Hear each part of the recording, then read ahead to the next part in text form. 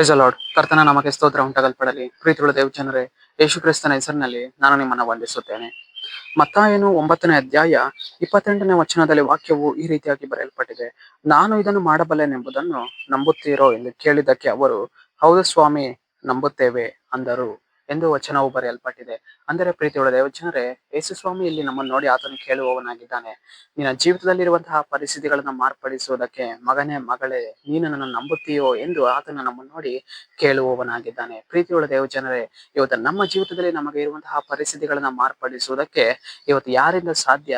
ಇವತ್ತು ದೇವರಿಂದಲೇ ಸಾಧ್ಯ, ಆತನಿಂದಲೇ ಸಾಧ್ಯವೆಂದು ನಾವು ಇವತ್ತೇನ್ ಮಾಡಬೇಕು?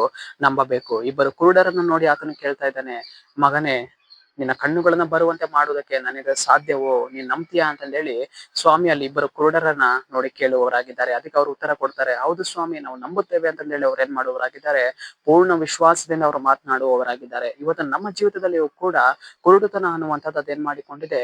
ಹೋರಾಡಿಕೊಂಡಿದೆ. ಆ ಒಂದು ಕುರುಡುತನದಲ್ಲಿ ನಾವು ಇವತ್ತು ನಡೆಯುವಾಗ ದೇವರ ಮೇಲಿನ ಒಂದು ನಂಬಿಕೆನ ನಾವು ಇವತ್ತೇನ್ ಮಾಡುವವರಾಗಿದ್ದೇವೆ? ಕಳೆದುಕೊಂಡು ಬಿಡುವವರಾಗಿದ್ದೇವೆ. ಒಂದು ರೀತಿ ಅಲ್ಪ ವಿಶ್ವಾಸಿಗಳ ಹಾಗೆ ಭಯ ಪಡುವವರಾಗಿದ್ದೇವೆ. ಪ್ರೀತಿಯುಳ್ಳ ದೇವ ಜನರೇ, ಆತನು ನಮ್ಮ ನೋಡಿ ಕೇಳ್ತಾ ಇದ್ದಾನೆ, ಮಗನೇ ಮಗಳೇ, ನೀನು ಪೂರ್ಣವಾಗಿ ನಂಬುತ್ತೀಯೋ? ನಿನ್ನ ಜೀವಿತದ ಪರಿಸ್ಥಿತಿಗಳನ್ನ ಮಾರ್ಪಡಿಸುವುದಕ್ಕೆ, ನಿನ್ನ ಕಣ್ಣೀರನ್ನ ಮಾರ್ಪಡಿಸುವುದಕ್ಕೆ, ನಿನ್ನ ರೋಗವನ್ನ ಮಾರ್ಪಡಿಸುವುದಕ್ಕೆ ನನ್ನಿಂದ ಸಾಧ್ಯವೆಂದು ನೀನು ಪೂರ್ಣವಾಗಿ ನಂಬುತ್ತೀಯೋ ಎಂದು ಆತನು ತನ್ನ ವಾಕ್ಯದ ಮೂಲಕ ಆತನು ನಮ್ಮೊಟ್ಟಿಗೆ ಈ ರೀತಿಯಾಗಿ ಮಾತನಾಡುವವನಾಗಿದ್ದಾನೆ. ಆಗ ನೋಡಿ ಆತನನ್ನು ನೋಡಿ ನಾವು ಹೇಳ್ಬೇಕು, ಹೌದು ಸ್ವಾಮಿ, ನಾನೇನನ್ನು ನಂಬ್ತೇನೆ. ದೇವರೇ, ನನ್ನ ಜೀವಿತದ ಪರಿಸ್ಥಿತಿಗಳನ್ನ ಮಾರ್ಪಡಿಸುವುದಕ್ಕೆ ನಿನ್ನಿಂದ ಸಾಧ್ಯ.